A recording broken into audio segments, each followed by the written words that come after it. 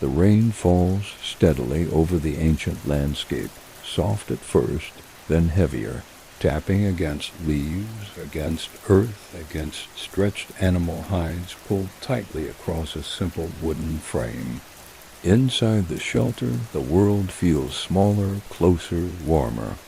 This is daily life in the Stone Age. Not dramatic or loud, but steady, practical, deeply connected to the rhythm of the land. There are no cities, no roads, no distant hum of machines, only wind, rain, breath, fire, and a quiet awareness that survival depends on attention to the world outside. When people wake in this time, they do not wake to alarms. They wake to light, to cold air brushing against skin, to the smell of damp earth after rainfall. Morning begins slowly, with blinking eyes adjusting to the soft gray of dawn, filtering through gaps in shelter walls.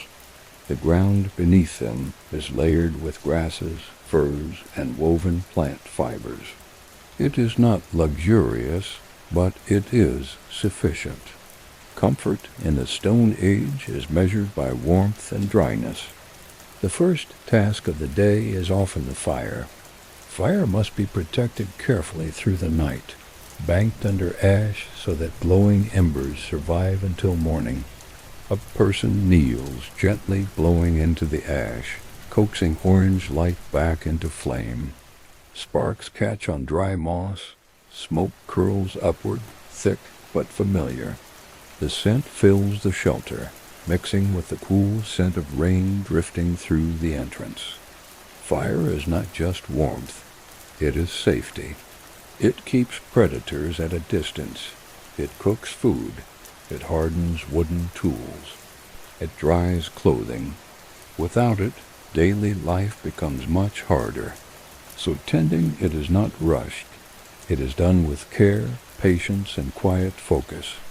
Outside, the landscape is wide and open. Depending on the time period, there may be vast grasslands stretching beyond sight, or dense forests dripping with moisture, or rocky coastlines where waves crash endlessly against stone.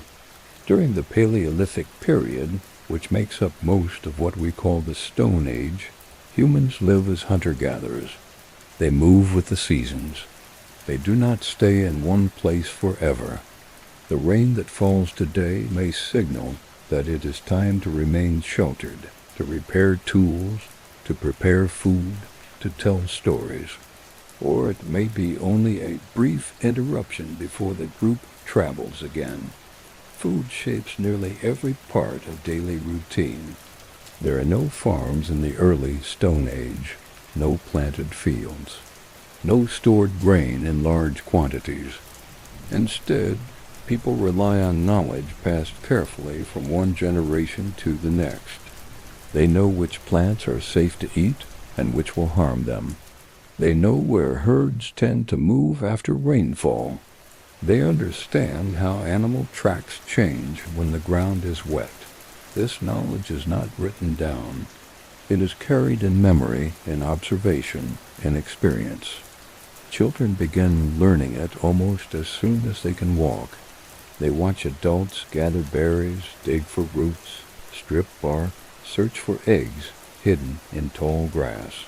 They learn by doing, by repeating, by listening.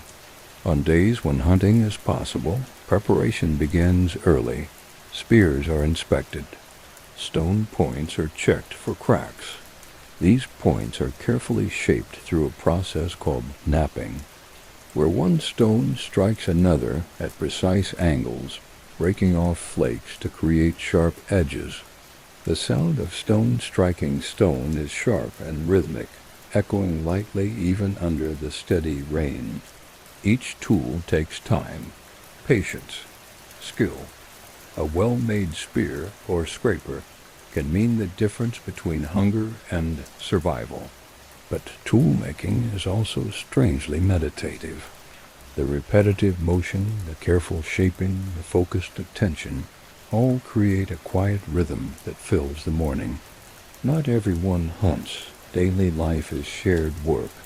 Some members of the group remain near the shelter, especially elders, very young children, or those recovering from injury. They prepare food gathered the day before. They scrape hides clean so they can be dried and turned into clothing or coverings. They twist plant fibers into cord. They repair baskets woven from reeds. These tasks are steady and constant. Hands move almost automatically after years of repetition. Conversation drifts softly between them, simple and practical. The rain continues outside, a constant background presence. Clothing in the Stone Age depends entirely on environment. In colder regions during the Ice Age, thick animal hides are essential. They are scraped clean with stone tools, stretched, dried, sometimes softened with animal fat. Sewing is done using bone needles and sinew thread. Every stitch is careful. Every garment represents hours of work. In warmer climates, clothing may be lighter, made from woven plant fibers or thinner skins. There is no fashion in the modern sense, but there is decoration. Beads made from shells, teeth, bone, or carved stone are strung together and worn around the neck or wrist. These decorations may signal belonging, identity, or personal achievement. Even in the earliest times, humans express themselves. As the rain slows to a mist, the world outside begins to glisten. Leaves drip steadily. The ground softens underfoot.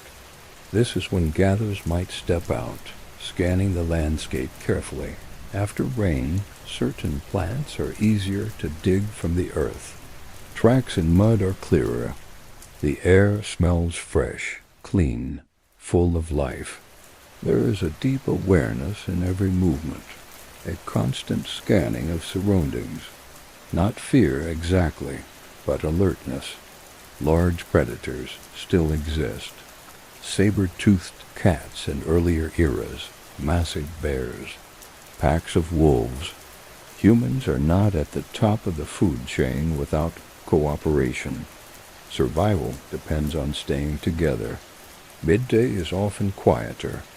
If food has been secured, there is a period of relative rest. People sit near the shelter entrance, watching the sky shift from gray to pale blue. Children play with small stones, imitating adults by pretending to shape tools or hunt imaginary animals. Learning blends with play. There is no separation between education and life. Every action teaches something. Communication is constant but calm. Language in the Stone Age is fully developed, though we do not know exactly how it sounded. Voices carry emotion, direction, humor, warning. Laughter exists here too. Humor is not a modern invention.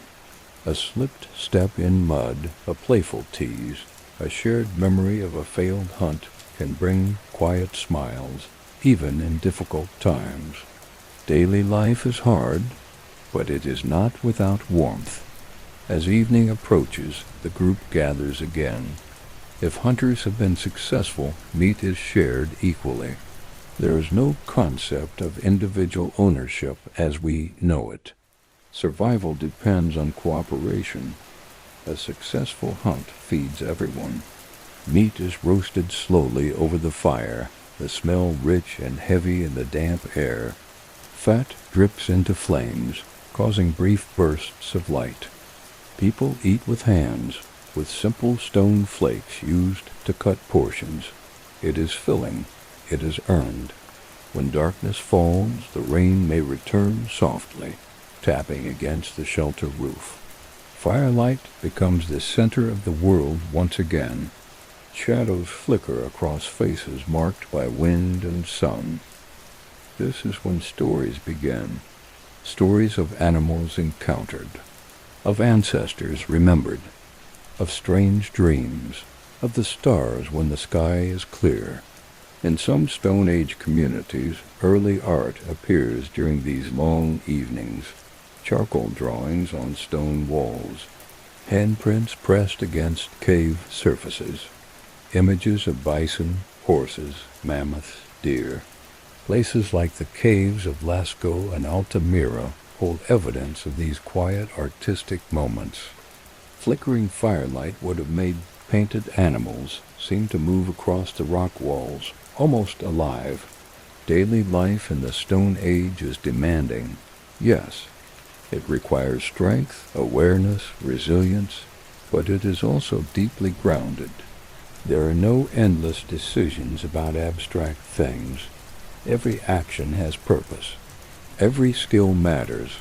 Every person contributes. The rhythm of rain, fire, hunger, movement, and rest shapes each day in a way that is both harsh and beautifully simple.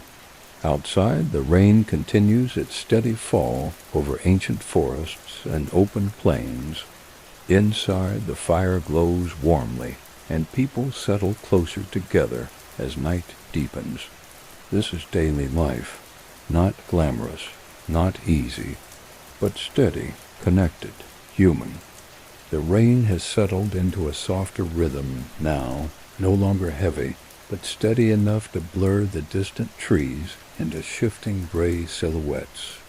Inside the shelter, the air feels warmer than before, thick with the scent of damp earth and smoke that clings gently to skin and hair. By the second part of the day, daily life in the Stone Age shifts from basic survival tasks toward maintenance, repair, and preparation. Survival is not only about hunting or gathering, it is about ensuring that tomorrow will not be harder than today. After food has been eaten and the fire has stabilized, attention turns to tools. Stone tools dull quickly. A spear point that was sharp yesterday may chip or crack after striking bone. A scraper used to clean hides may lose its edge. So someone sits near the shelter entrance where the light is best, holding a core stone in one hand and a hammer stone in the other. The tapping begins slowly, controlled, intentional. Small flakes fall away, scattering across the ground like fragments of gray glass. Each strike must be careful. Too much force and the stone breaks incorrectly. Too little and nothing happens. This process, repeated thousands of times over generations, shapes not only tools, but the human mind itself. Patience becomes natural. Focus becomes instinct. Nearby, another member of the group works with animal hide gathered from a recent hunt. The hide must be scraped clean of fat and tissue, stretched across a simple wooden frame, and treated so that it will not stiffen into uselessness. The rhythm of scraping is steady, almost hypnotic. The rain outside mirrors that rhythm, tapping against leaves, against the roof, against the wide earth beyond the shelter. Stone Age life is filled with these repetitive sounds. Stone against stone, bone against hide, rain against earth, fire crackling softly in the background. Children observe closely. They are not separated from adult work. There are no designated classrooms, no scheduled lessons. Learning happens by watching hands move, by imitating gestures, by feeling textures and weight. A small child may pick up a discarded flake of stone, examining its sharp edge with curiosity. An elder may gently guide their grip, showing how to hold it safely. Knowledge is passed without ceremony, woven naturally into daily routine. Movement across the landscape remains essential. When the rain clears enough to allow travel, small groups step carefully through wet grass and soft soil. Gathering after rainfall can be fruitful. Roots are easier to pull from softened ground. Certain mushrooms emerge in damp conditions. Berries glisten beneath leaves. Every plant must be recognized instantly. Mistakes can be fatal. This deep botanical knowledge is one of the most important forms of Stone Age intelligence. It is quiet knowledge, stored in memory rather than written words. As they move, people read the land. Tracks in mud tell stories. A deer passed recently. A small herd of wild horses moved toward higher ground. Perhaps even a predator followed. The landscape is alive with information. Modern life rarely requires this kind of constant environmental awareness, but in the Stone Age it is simply normal. Eyes scan the horizon without conscious effort. Ears listen for subtle shifts in sound. Back at the shelter, elders often carry the role of memory keepers. They may not move as quickly across the land, but they hold knowledge of migration patterns, seasonal changes, safe routes, and dangerous territories. In the quiet of the afternoon, while rain clouds drift slowly overhead, stories emerge. Not dramatic stories, but practical ones. A winter long ago when the herd failed to appear. A river that flooded unexpectedly. A place where berries grow in abundance during late summer. These memories are survival maps carried in the mind. As evening approaches once more, the fire becomes central again. The dampness in the air makes its warmth even more precious. Smoke rises slowly, curling toward the shelter's ceiling before slipping out through small openings. People sit closer, their shoulders almost touching. There is comfort in proximity. There is reassurance in shared heat. It is here, in this quiet circle of firelight and rain, that a simple reminder feels natural. If you find comfort in these slow journeys into the distant past, if these gentle stories help you rest more deeply, you can support this space by softly pressing like and subscribing, allowing more evenings like this to continue. Now, let the rain return to the foreground, steady and calm. Meat from earlier is dried carefully near the fire's edge to preserve it. Nothing is wasted. Bones may be shaped into needles or fish hooks. Sinew becomes thread. Even small fragments have purpose. Daily life is efficient not because of greed, but because waste is dangerous. Respect for resources is instinctive. Night deepens gradually. The rain softens again, becoming almost a whisper against the darkened world. The group settles into familiar positions, each person aware of the other's breathing. Outside, somewhere beyond the glow of firelight, animals move through the wet grass. Inside, warmth holds steady. Daily life in the Stone Age is not dramatic in every moment. It is steady, intentional, deeply connected to weather, land, and one another. Rain falls. Fire burns. Hands work. Voices speak softly. And another day passes in a world shaped entirely by nature. The rain continues through the night and into the early morning. Inside, daily life begins again, not with urgency, but with awareness. Stone Age mornings are shaped by temperature and light. The air is cool. Breath is visible in colder regions. Someone stirs before the others, listening first, listening for wind, for distant movement, for anything unusual carried through the damp air. Only after that quiet assessment does the day begin. In many Stone Age communities, especially during the long Paleolithic era, people lived in small bands, often no more than 20 to 40 individuals. This small size shapes everything. Every person is known. Every skill matters. There is no anonymity. If one person is injured, the group feels it. If one person succeeds, the group benefits. On this rain-heavy morning, movement will be slower. Wet conditions affect travel, so tasks closer to shelter take priority. Today may be a day for crafting, repairing, preparing for migration. Stone Age life is rarely static for long. Temporary shelters made from wood, bone, and hide must be strong enough to withstand weather, but light enough to abandon when necessary. Near the fire, someone begins shaping a larger tool, perhaps a hand axe, one of the most iconic tools of early humans. These tools, used for cutting, chopping, and butchering, were produced for hundreds of thousands of years with remarkable consistency. Archaeological sites across Africa and Eurasia show nearly identical forms. Places like Olduvai Gorge reveal layers of stone tools left behind by ancient hands, preserved in sediment for millennia.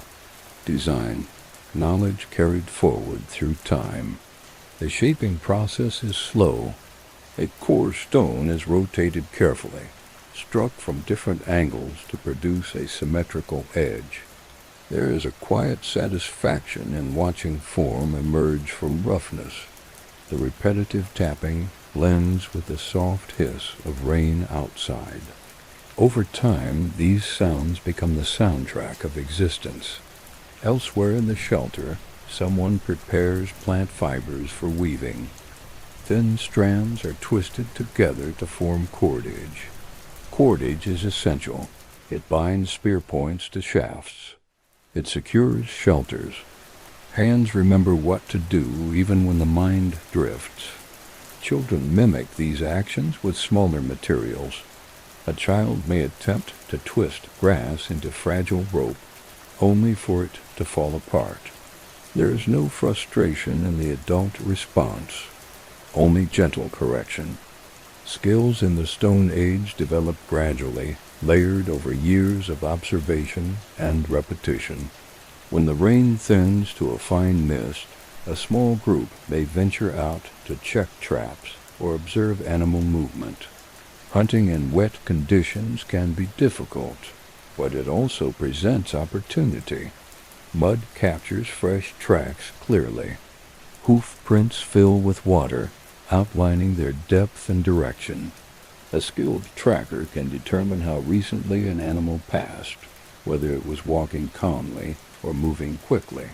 This reading of the land is quiet, almost invisible knowledge.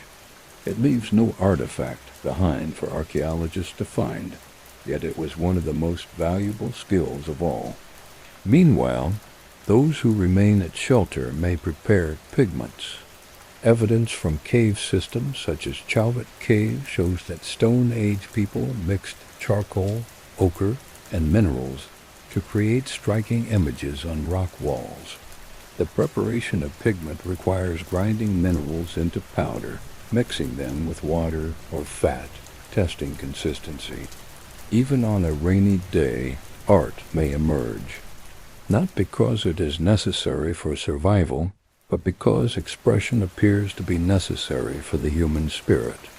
As afternoon light filters through thinning clouds, daily life resumes its balanced rhythm. Food is portioned carefully. Tools are set aside in organized clusters. The group may sit quietly for a time, conserving energy, listening to distant thunder fading far beyond the hills. Stone Age life is not a constant battle. It contains long stretches of calm attentiveness. Waiting is common, waiting for herds, waiting for weather to shift, waiting for seasons to turn. In that waiting, conversation flows gently. Observations are shared. Jokes are made quietly. Bonds are reinforced, not through grand gestures, but through daily proximity. As evening approaches once more, the rain finally begins to withdraw, leaving behind a world washed clean and heavy with the scent of wet soil. The fire grows brighter against the darkening sky. People gather again, not because tradition demands it, but because warmth draws them inward. Another day in the Stone Age closes not with spectacle, but with steadiness. Firelight flickers against tools shaped by patient hands. Children rest against parents who carry generations of knowledge. Outside, the land breathes slowly under a clearing sky, and within the small circle of warmth, daily life continues exactly as it has for thousands upon thousands of years, steady, intentional, human. The rain has finally passed, but the ground still holds its memory. The earth is dark and soft beneath careful footsteps, and the air carries that deep mineral scent that rises only after long hours of steady rainfall. In the Stone Age, weather does not simply decorate the day, it decides it. And now, with clearer skies forming slowly overhead. During much of the Paleolithic era, humans followed the migrations of large animals, mammoths, bison, reindeer, wild horses herds that moved with the seasons in search of grazing land. To stay still too long was to risk hunger. So daily life often includes preparation for departure long before the actual journey begins. Inside the shelter, there is quiet organization. Tools are inspected again, not just for today's use, but for travel durability. Spears must be balanced correctly. Stone blades are wrapped carefully in hide or plant fiber to prevent damage. Fire must be preserved embers carried in a container line, with ash or slow-burning material so that flame can be rekindled in the next camp. Fire is never taken for granted. In colder regions during the height of the Ice Age, preparation carries even greater weight. Vast sheets of ice once covered large portions of the northern continents. Wind moved across open tundra without obstruction, cutting through thin clothing and exposed skin. In places like Beringia, where ancient humans may have crossed between Asia and North America, the land was harsh, wide, and unforgiving. Yet even there, daily life continued.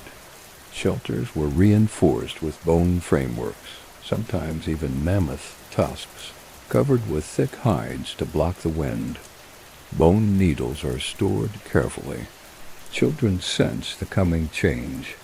Migration means new landscapes, new rivers, new hills to climb. There is quiet excitement, but also uncertainty. In small bands, emotional awareness is strong.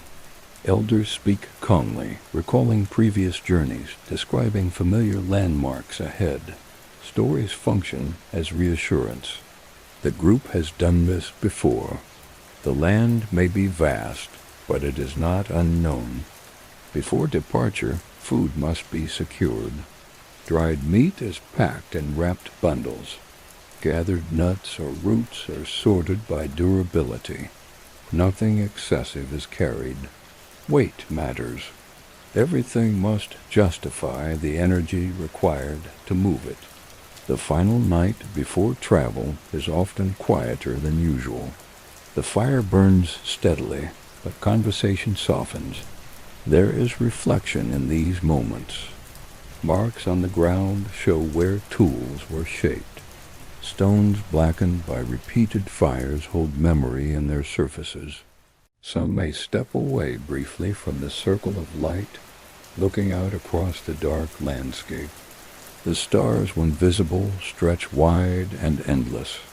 Without artificial light, the sky in the Stone Age would have been overwhelming in its clarity. Constellations become guides, stories mapped onto the heavens. The sky becomes both calendar and companion. Morning comes early on migration day. There is no lingering. Shelters are dismantled methodically, hides folded, poles gathered, tools distributed among capable hands. Even young adolescents carry manageable loads, learning responsibility through participation. The group moves in a loose formation, alert, but calm. The land is not silent. Birds call overhead. Wind brushes across grass. Somewhere distant, a herd shifts its weight against the earth. Every sound is interpreted. Every scent carried on air is noted. Movement across prehistoric landscapes is neither frantic nor careless. Shoulders ache, but there is also rhythm in walking together. A collective pace develops. Conversation drifts in short exchanges. Silence fills the gaps naturally. Water sources are identified by terrain shape, and vegetation changes. Camps are chosen carefully high enough to end risk. But within this movement there is continuity. The same hands shape stone. The same voices tell stories. The same fire glows against gathering dusk. As night falls over a new stretch of ancient land, the group gathers once more within a small circle of warmth beneath an immense sky. The rain is gone now, replaced by cool, open air. The ground is firm. The fire crackles gently. Another chapter of Stone Age life settles into place, not dramatic, not romanticized, but steady, resilient, profoundly human.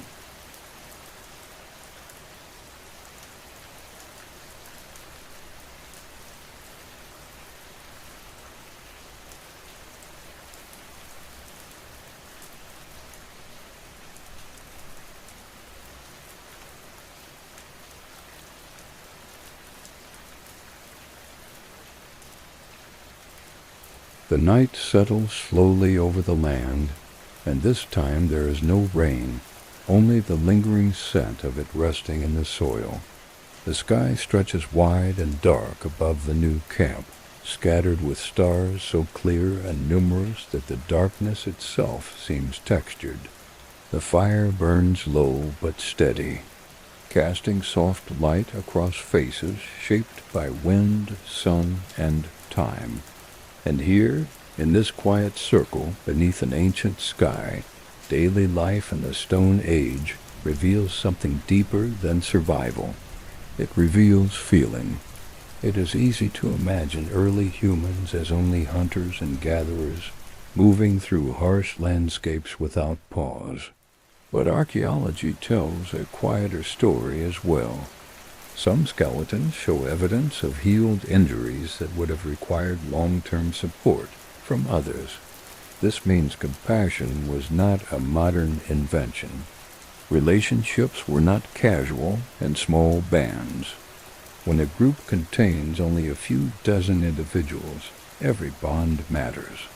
Partnerships form not only for reproduction, but for cooperation, emotional support, shared labor. Parents carry children for long distances. Older siblings help gather food. Elders pass down knowledge that cannot be replaced. If one person is lost, the absence is felt by everyone. Evenings like this one would have held quiet conversations that never left the circle of firelight. Shared relief after surviving harsh weather. Emotions were not written down, but they were expressed through tone, gesture, proximity. A hand resting briefly on a shoulder. Food offered without words. Sitting close for warmth that is both physical and emotional. Grief, too, was part of daily life. Life expectancy was shorter. Illness and injury carried greater risk. Yet the presence of intentional burials suggests remembrance, care, the desire to mark a life as meaningful. Some graves include object stools, beads, ochre placed beside the body. These gestures imply belief, or at least deep respect. It was full, perhaps even more immediate than modern life allows. They sleep near others, eat with others, move with others. Security is collective. Fear is shared and reduced by proximity. Laughter rises easily when safety is present. Play blends into learning so completely that it cannot be separated. As the fire lowers into embers, the group shifts closer together against the cooling air. The stars above feel almost within reach. Without artificial light, the Milky Way would stretch like a bright river across the sky. It is possible that stories were told about those lights, about animals shaped in constellations, about ancestors carried upward. We do not know the exact stories, but we know humans have always looked up and wondered. Daily life in the Stone Age is not a constant struggle, nor is it a peaceful fantasy. It is a balance, hunger and abundance, movement and stillness, fear and reassurance, labor and rest. Beneath it all runs a steady truth. Survival depended on connection, on cooperation, on shared effort. The fire dims further. One by one, voices fade. Bodies settle against hides layered over earth. Someone adjusts embers carefully to preserve a small glow for morning. The air cools, breath slows. Outside the circle of warmth, the vast prehistoric world continues, animals moving through grass, wind rushing across open plains, distant water flowing unseen. Inside the circle, there is quiet, there is safety, there is the simple ancient rhythm of people sleeping beside one another beneath a sky unchanged for thousands of years. Daily life continues tomorrow. It always does. The land will still be there. The fire will still need tending. And under the same stars that watched over them, the people of the Stone Age rest, deeply human, deeply connected, and profoundly alive in a world shaped only by nature and one another.